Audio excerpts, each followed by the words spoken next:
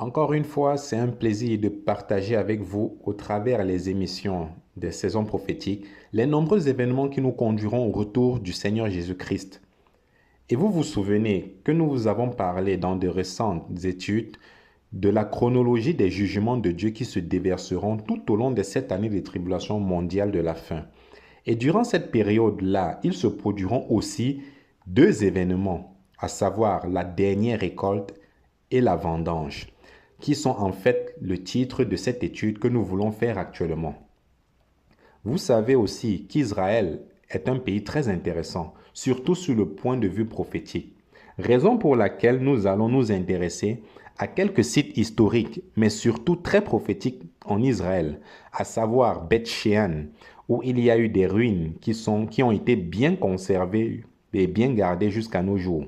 Et juste à côté de Beth-Shean se trouve le mont Gilboa, qui est vraiment très important au point de vue prophétique, puisque c'est là que le roi Saoul, qui était le premier roi en Israël, avait livré son dernier combat contre les Philistins, si vous vous rappelez, et il s'était jeté lui-même sur son épée, préférant se tuer que de tomber entre les mains de ses ennemis. Et comme nous le savons, les Philistins sont venus, ont pris son corps et l'ont suspendu sur le mur de Beth-Shean, qui est juste à côté du mont Gilboa. Et les Philistins ont vraiment méprisé le corps de ce roi d'Israël.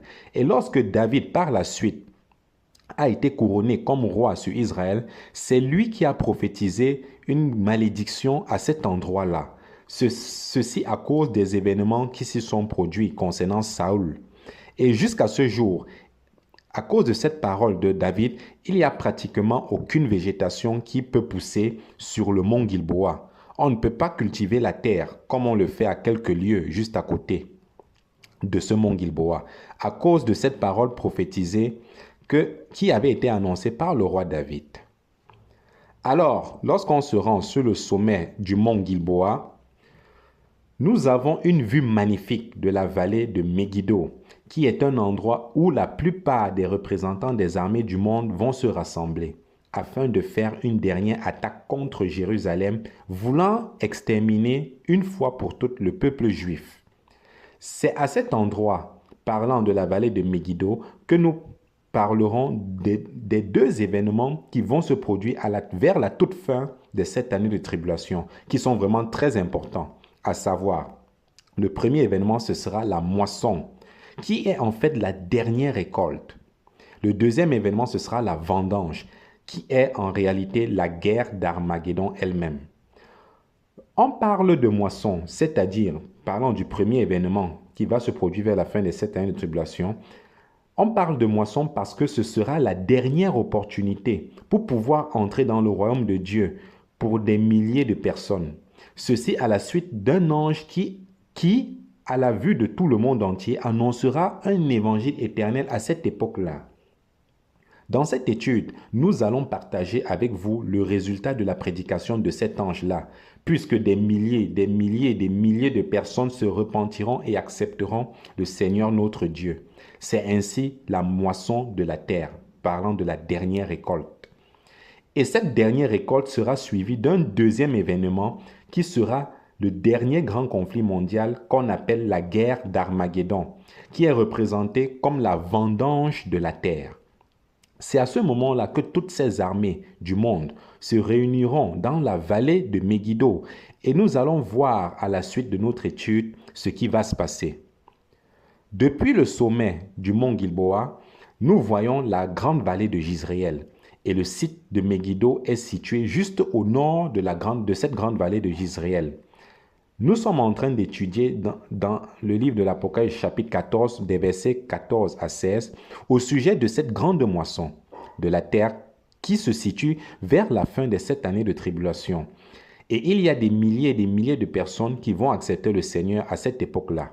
Ceci à la suite surtout de cet ange qui va annoncer une prédication étant cet évangile éternel qui fera le tour de la planète. Notons qu'à cette époque des tribulations, l'Église n'existe plus, car elle a été enlevée bien avant le début de cette période de tribulation. Du moins, parlant de l'épouse qui a été enlevée et est déjà au ciel auprès du Seigneur là-haut. C'est la raison pour laquelle le Seigneur va donc utiliser, puisque son épouse n'est plus là, son église n'est plus là, il va utiliser des moyens vraiment spéciaux afin de prêcher la vérité quand même dans cette période des tribulations. Et nous avons déjà vu ensemble qu'il y aura 3 messagers spéciaux qui sont en réalité 3 anges portant chacun d'eux un message bien particulier. Il ne faut donc pas s'étonner de cela, du fait que chacun de ces 3 anges fasse le tour de la planète à la vue du monde entier, de tout le monde entier, car il y aura à ce moment-là, écoutez bien, une séduction sans pareille qui se produira durant cette dernière partie de cette année de tribulation. Alors, cet évangile éternel aura beaucoup de succès, car des milliers et des milliers d'âmes qui ont accepté le message prêché à ce moment-là par cet ange, la plupart de ces âmes-là seront tuées durant cette période, car on sait que l'homme du péché a pris, à partir du milieu de cette année de tribulation, l'homme du péché a pris le contrôle mondial.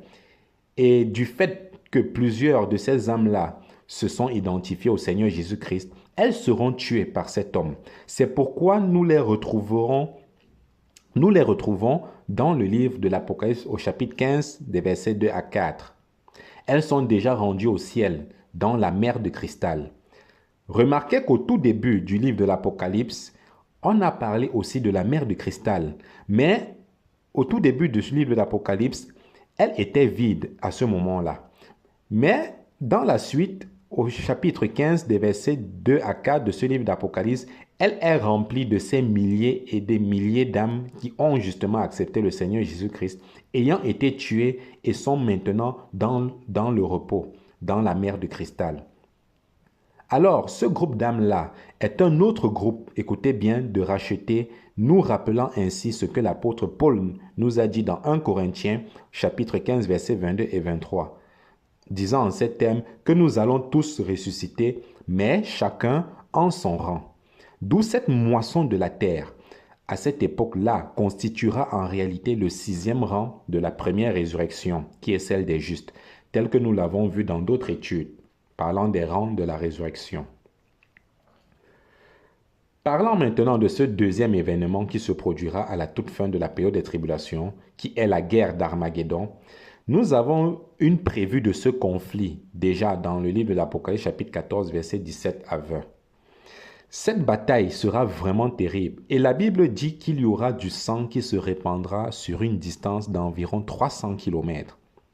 Remarquez que dans ce 14e chapitre du livre de l'Apocalypse, c'est vraiment la dernière opportunité pour les gens de cette planète d'être sauvés. Parce que juste après cette grande moisson de la terre qui se produira, ce seront les 7 dernières coupes des jugements de Dieu qui vont se produire très rapidement, car nous sommes déjà vers la fin de cette année de tribulation à ce moment précis. Et lorsque ces 7 coupes se succéderont rapidement, du fait qu'il n'y a plus d'autres indications mentionnant qu'il y aura d'autres gens qui seront sauvés vers la fin de cette année de tribulation, ceci dit, le dernier grand effort pour que les gens soient sauvés est celui de la moisson de la terre.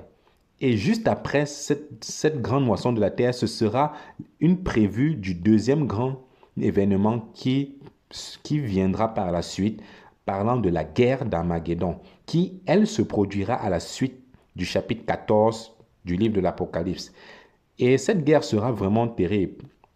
Et ce sera vraiment le dernier grand conflit mondial, bien sûr, qui se produira, comme nous l'ont indiqué plusieurs prophètes, tels que Joël, chapitre 3, versets 12 et 13, Zacharie, chapitre 12, versets 2 et 3, Zacharie, chapitre 14, verset 12.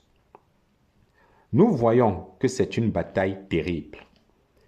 Toutes les nations qui se regrouperont dans la vallée de Jizréel, plus précisément dans la vallée la vallée de Megiddo, et qui monteront contre Jérusalem afin d'exterminer la race juive, une grande partie de la ville, déjà parlant de Jérusalem, sera tombée. Et les différents versets que vous lirez parlant de ces prophètes qui ont prophétisé au sujet de la guerre d'Armageddon, que nous venons à peine de mentionner, ces nombreux versets prouvent que ça va vraiment être terrible. Il y en a d'autres aussi dans d'autres livres, parlant des autres prophètes comme Ésaïe, mais surtout celui de Zacharie qui donne beaucoup de détails concernant ce dernier grand conflit mondial qui sera ainsi la vendange de la terre, qui se déroulera donc juste après la moisson de la terre qui se fera précédemment, qui aura été effectuée précédemment. Après avoir vu la moisson de la terre et la vendange de la terre qui se dérouleront, nous voyons aussi dans Apocalypse chapitre 15 7 autres anges qui tenaient 7 coupes. Ces 7 coupes sont les 7 derniers fléaux avant le retour du Seigneur Jésus-Christ sur cette terre. Et par ces fléaux qui s'accompliront, ce sera le point final. La colère de Dieu va s'accomplir ainsi, totalement. Le Seigneur reviendra sur la terre avec tous ses rachetés après la 7e coupe, qui est le 7e et dernier fléau, et il établira alors son royaume pour toujours. Nous verrons à la suite de notre étude les différents autres événements selon leur chronologie qui nous mèneront au retour du Seigneur Jésus-Christ et de l'établissement de son royaume sur cette terre.